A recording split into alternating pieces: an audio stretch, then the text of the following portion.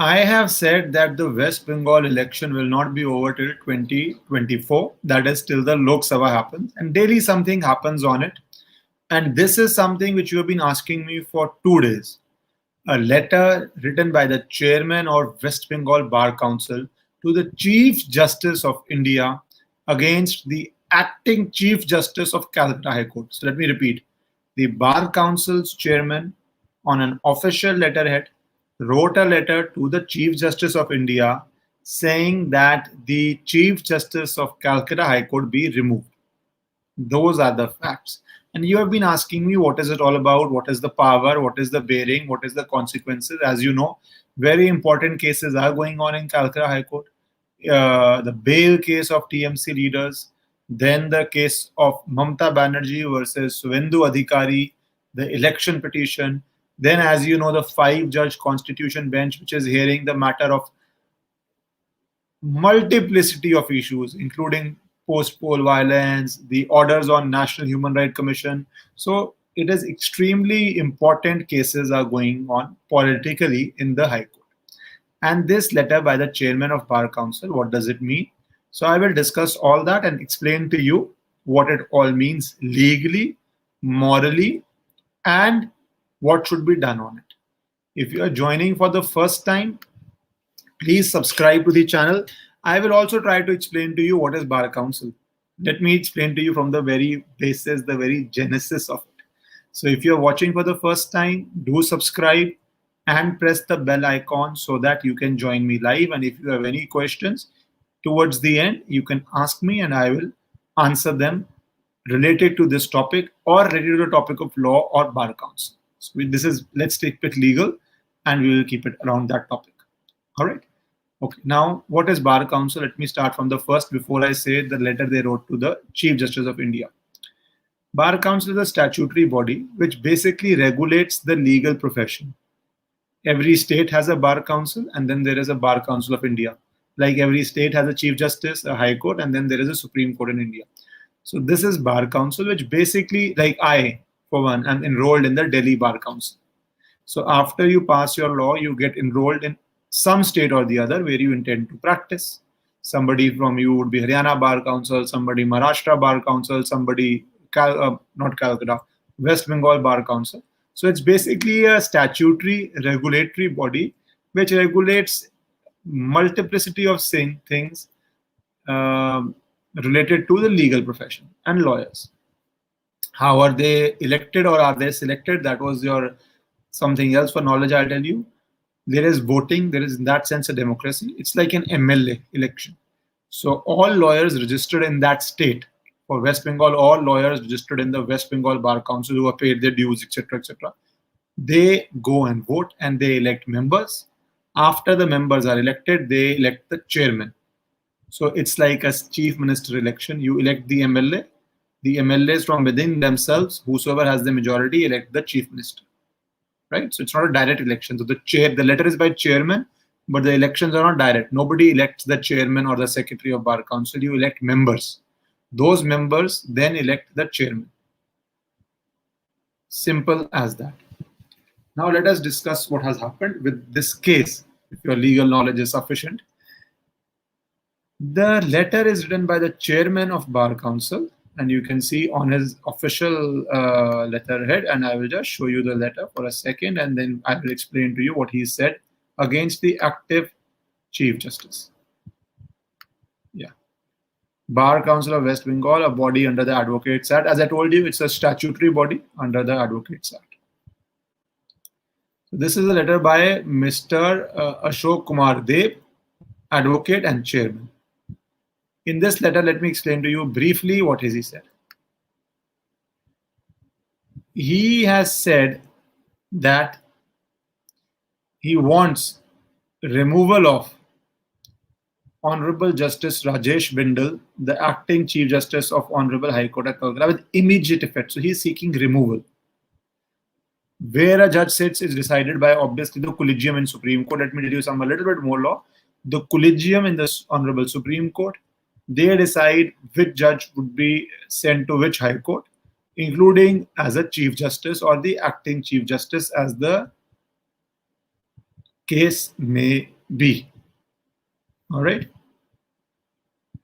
So this letter is then written to the Honorable Chief Justice of India saying that remove the acting Chief Justice.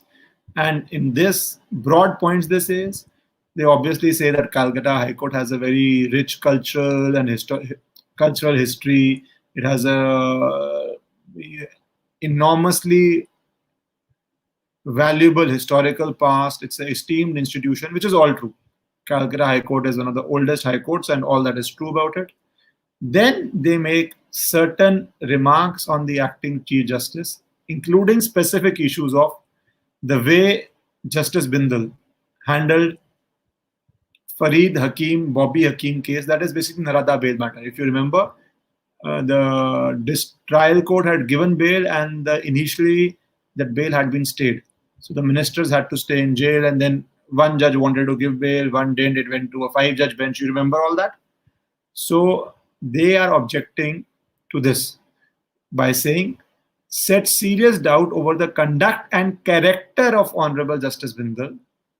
By order dated 17/5/21, had stayed an interim order of bail passed by special CBI court in favor of certain political disposition without giving the agreed parties an opportunity of being heard.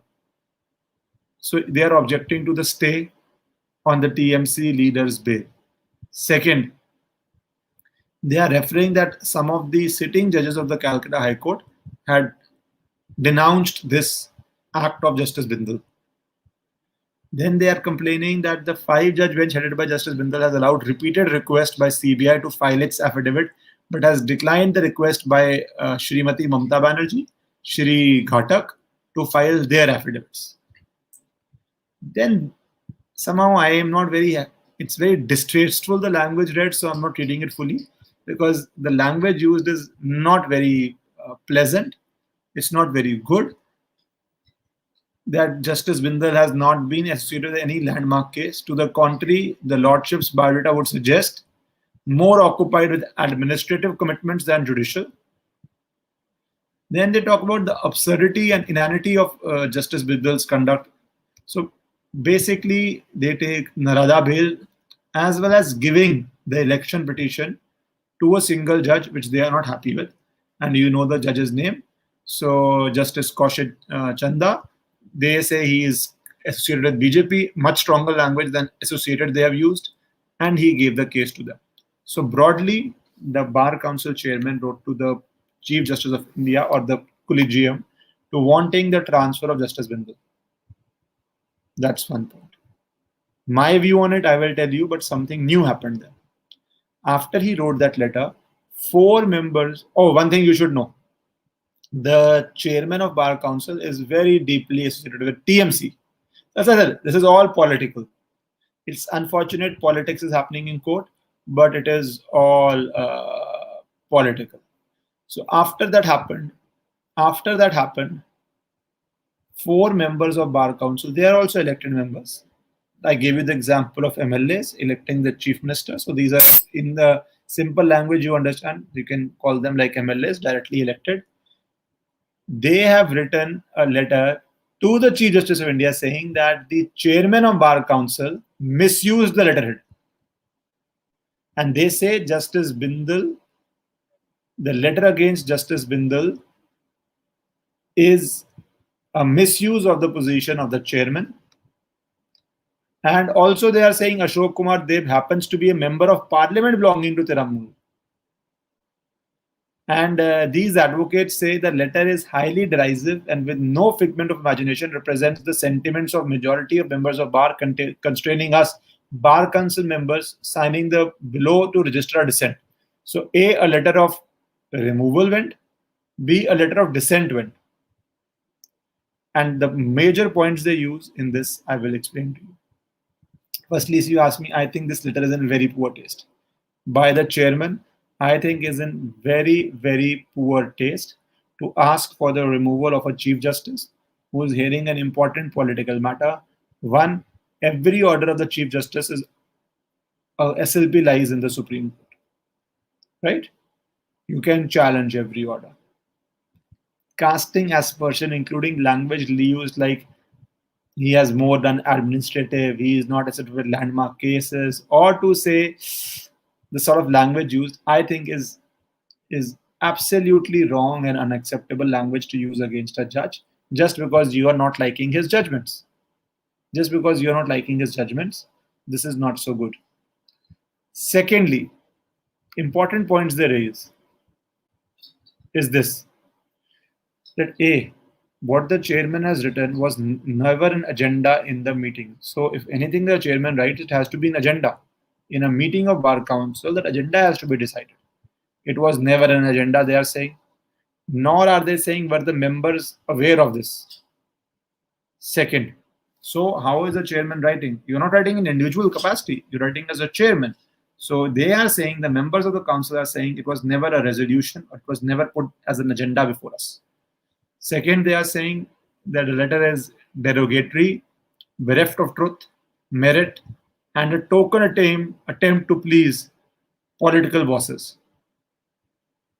They are saying the chairman is trying to please political bosses.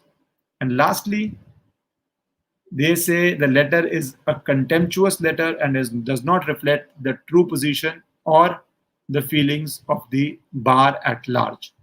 So now we have two versions. One, what the chairman wrote. Second, what some members of the bar council have wrote. I will explain to you my position on this, and which is a position I had taken earlier on a different issue also. My position is that if you had any problems, rather than floating things on social media, you move a recusal application. You can always say that, like I said, you moved a recusal application before the honorable judge hearing Mamata Baneerjee versus Suvendu Adhikari matter, right? They did not move it. It came in media, then they moved a recusal.